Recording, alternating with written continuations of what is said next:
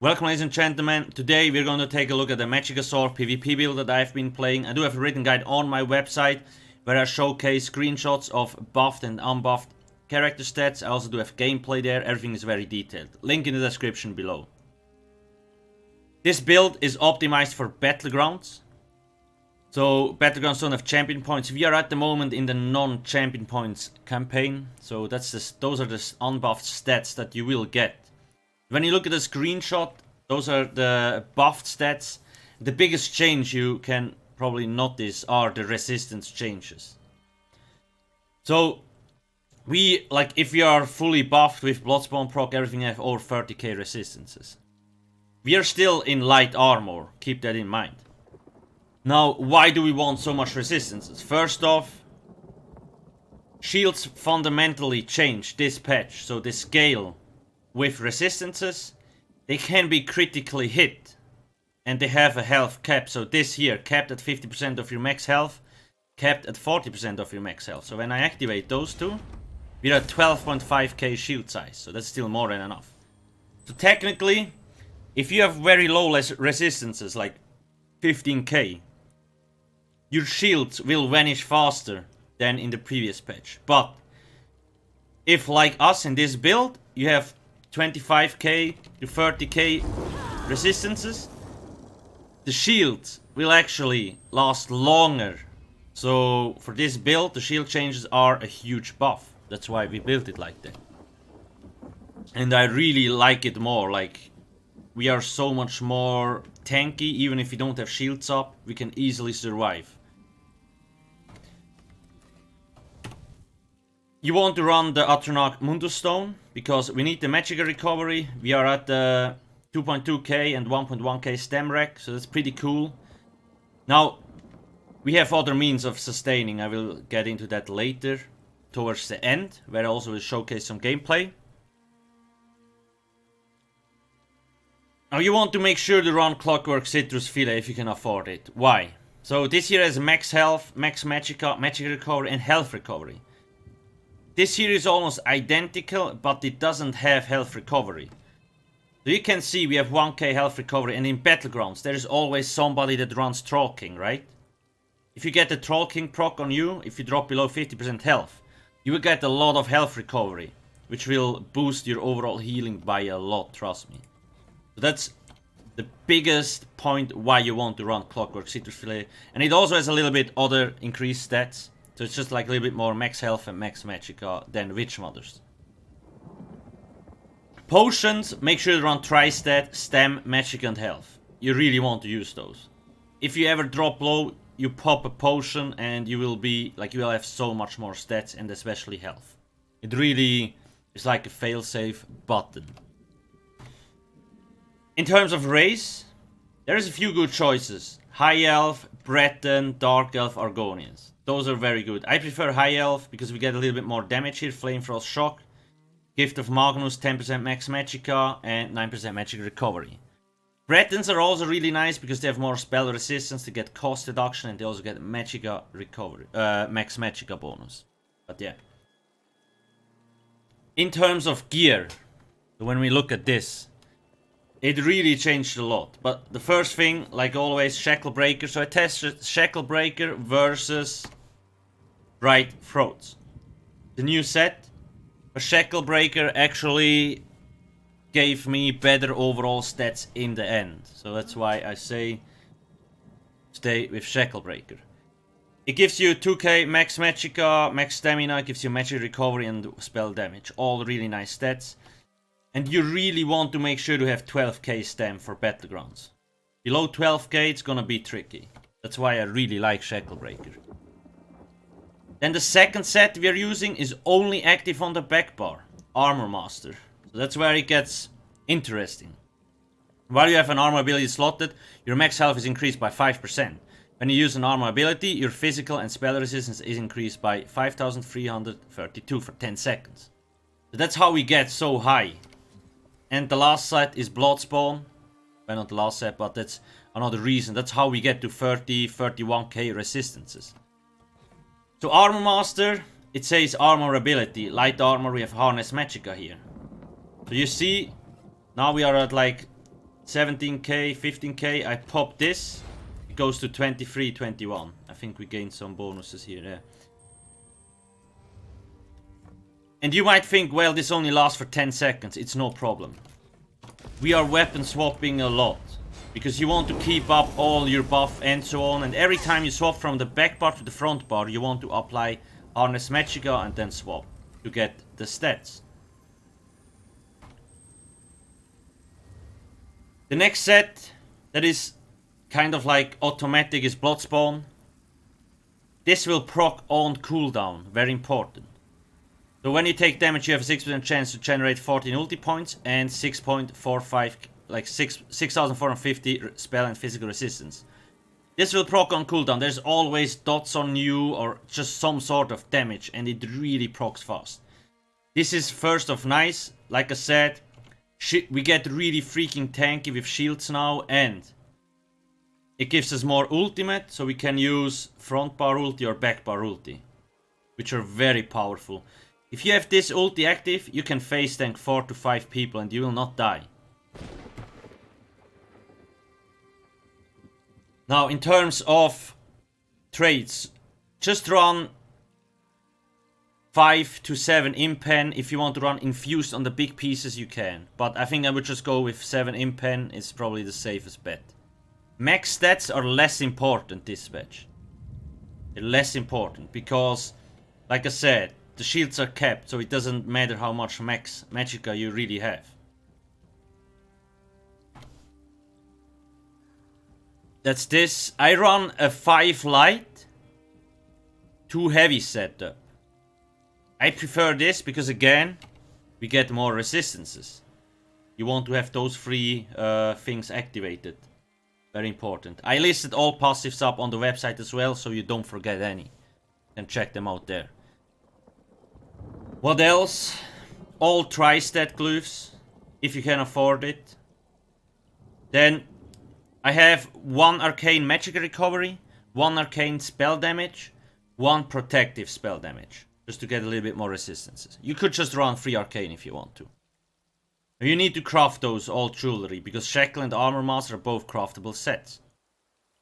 But the last set that we use is Asylum. Now there's 3 choices you have. You can use the Asylum stuff, which I highly recommend because it's the strongest. You can run a Master stuff or a Willpower. So if you don't have a Asylum or a Master stuff, then the third best option or the next best option would be an Inferno stuff, because it gives you a little bit more max Magicka. Now the Asylum stuff is, in my opinion, way better than the Master stuff if you have a perfected version. Okay, that's very important. If you don't have a perfected version, you probably should run the Master stuff. Just to make sure, if you run a Master stuff, you need to swap out Crushing Shock with Clench. But why do I say the Asylum stuff is so much better? If it's a perfected version, you see the 2-piece. Every second cast of Force Shock will always apply the Burning, Concussion and Shield status effect. That's a lot of freaking damage. Because it's basically 3 different procs, right? So you get Burning, which is a small damage over time. Well, small, it hits quite freaking hard. Damage over time effect. Then Concussion. It also deals damage, and on top of that applies minor vulnerability to the enemy, so they take 8% more damage, basically. And with our rotation, we're just gonna keep it up all the time, no problem. Shield applies the minor maim, so the enemy does 15% less damage to you, like to anybody. That's why I say the Asylum stuff is so much better than the Masters. And now, when we look at it, I run Infused trait with Absorb Magic enchantment. So that's another very important point where we get a lot of Magicka return. Trust me, you need this. I tried to play without it, but you really want this. Because we have the other 3 status effects anyway already. So that's why we can run Absorb Magic enchant. And it gives a lot of sustain back, because it's infused. Another thing to mention about this. Yeah, obviously this stuff only works with Crushing Shock or Force Pulse. I recommend Crushing Shock because enemies hit while casting are interrupted, set off balance and stunned for 3 seconds. Pretty cool. How can you get this? So the non-perfect version, you can just do Asylum on normal mode. It's really easy. If you want the perfected version, you need to either do hard mode, or you can do non-hard mode veteran, and then you need to simply get on the weekly leaderboard. Where is it? It is not that hard to get on the weekly leaderboard here, because frankly, I mean, that's pretty easy to get if you have a decent crew. But like I said, if you don't have the perfect version, just use the imperfect one. If you have a master staff from Dragon's Arena, you can use that one. Backbar, a resto staff infused with a weapon damage enchant. So, because it's infused, we can keep up that weapon damage enchant 100% of the time. So we get a lot of extra spell damage. Like always.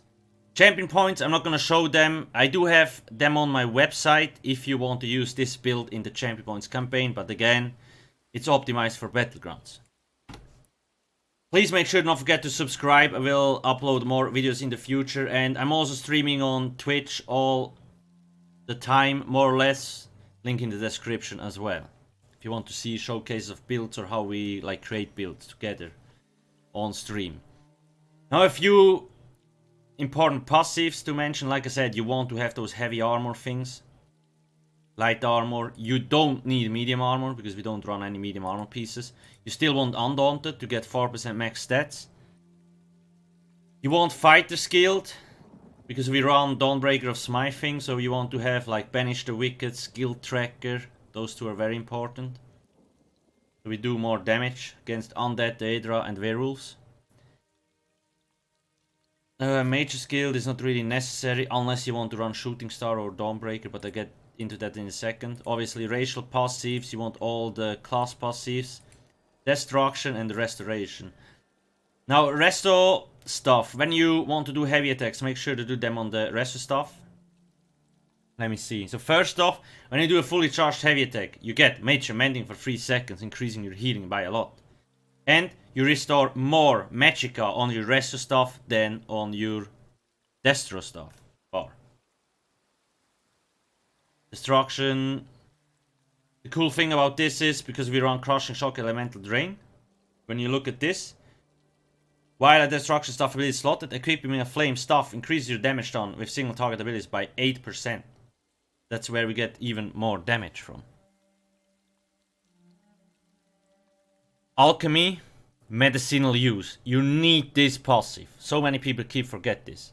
When using potions, resulting effects last 30% longer. If you have this active, your potion can have 100% uptime. So you see 47, 47, 53 seconds.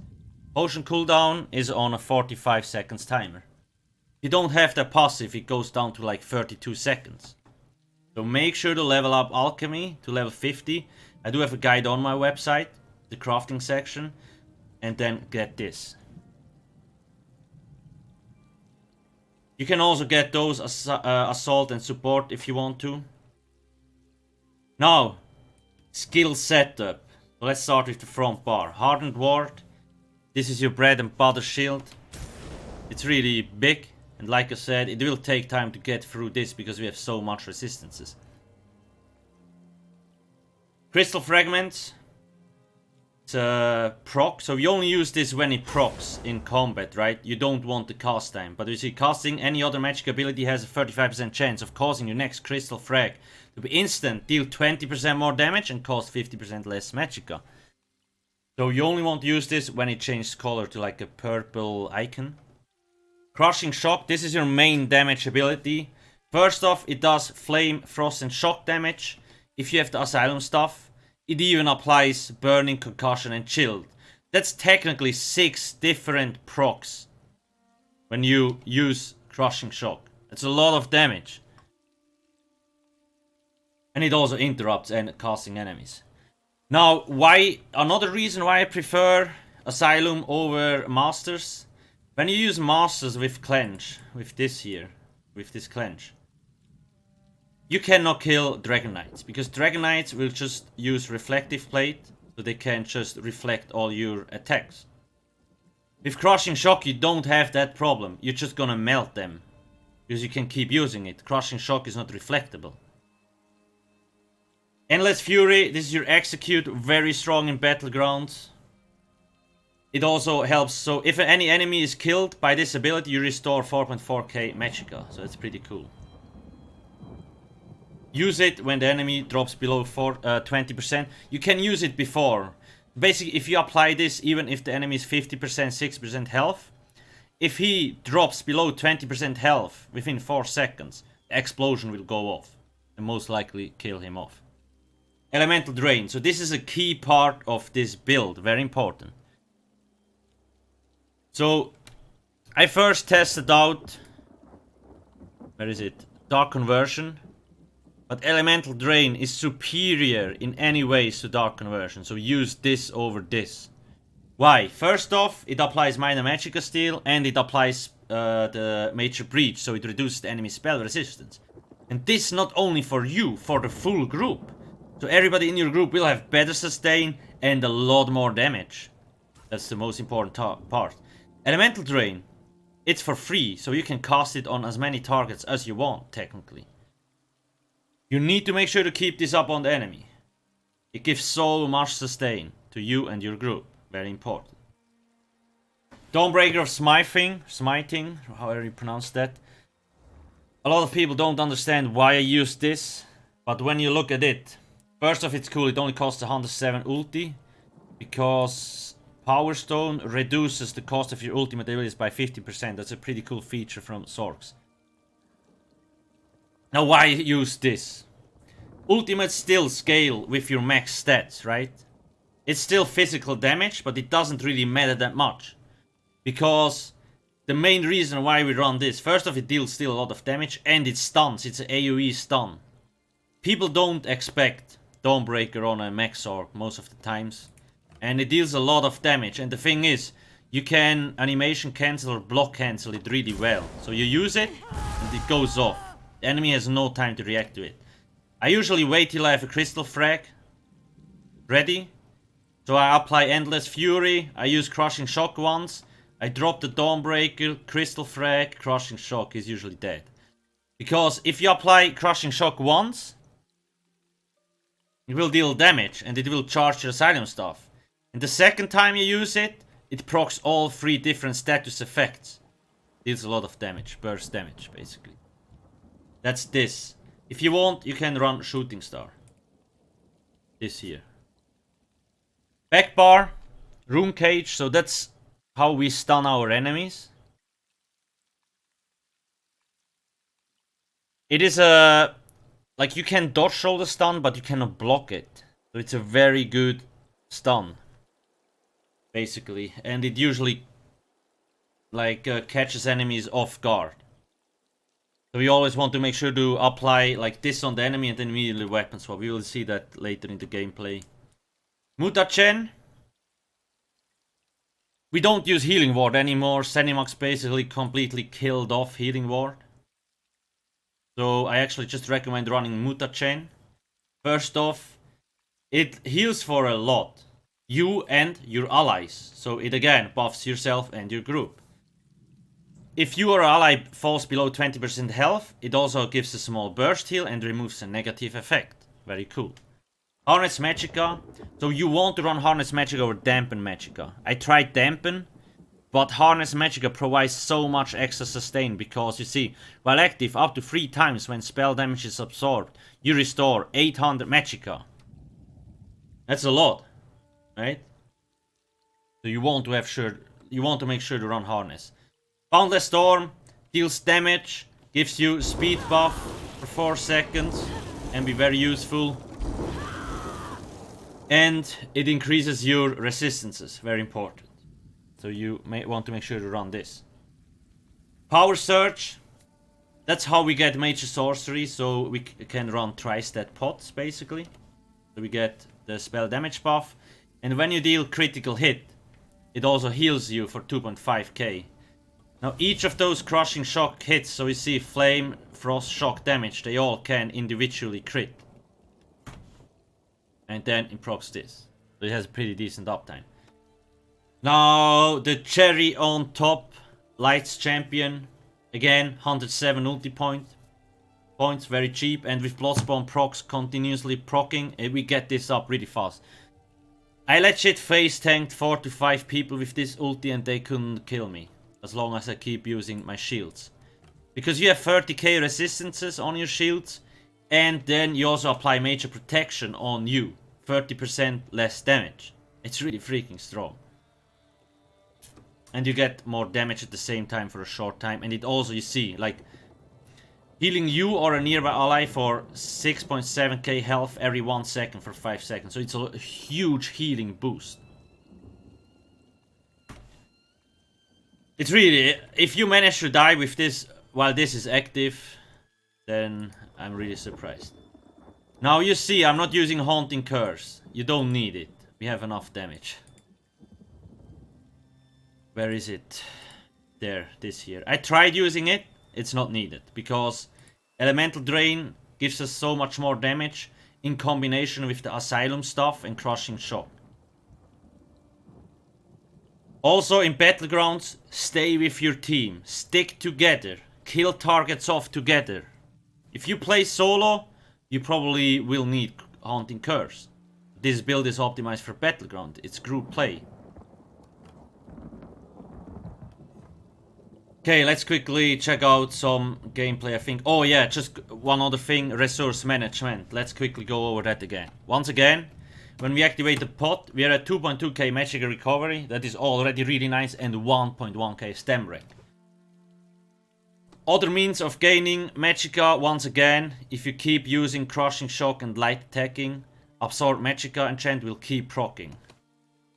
Very important. Elemental Drain, as long as this is on the target, you will not run out of Magicka. And then you can still do heavy attacks on the resto bar if you want to, but it's really not needed. And obviously the potion, when you use it, you get 7.6k Magicka stamina and 8k health back. Those are the main means to actually manage your resources, and it's more than enough. Okay, let's check out some gameplay. Here's just a quick example of how tanky we can be. So I just picked up the Chaos Ball and like everybody is hammering into me. And I just keep activating both shields, try to keep up the buffs. And if I ever get into a really tricky situation, so usually after I get stunned, you just use the resto ulti and you're not gonna die. Most importantly, you need to keep up your shields and buffs. The number one reason why people die is because they forget to reapply their healing, their resistances and stuff like that. Once again, Rune Cage is a key part. You can see here, this person got caught off guard really freaking hard, and it's the reason why that dude died. Because he got stunned mid-fight and didn't expect it. Rune Cage has a small delay on the stun, that's very important. That's how we can make combos a lot better. This here is a very good example of how strong the Asylum stuff can be. So when you look at it, I use a Crushing Shock, Dawnbreaker, tried to stun him, didn't work. I use another Endless Fury, and then I use Crushing Shock, and you see his health drops from like, I don't know, 52 to goodbye dead. How did he get so much damage? So Endless Fury was on him.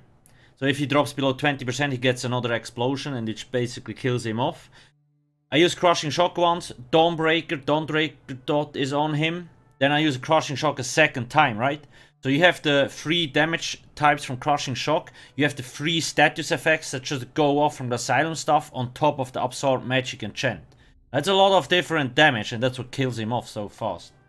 That's it from me for now. If you have any questions, ask me in the comment section below. You can also always join our community Discord, where a lot of people Furycraft, and there's just a lot of stuff going on. Link as well in the description below. Please make sure to not forget to subscribe and hit the juicy like button. Thanks for watching and have a nice day. Cheers.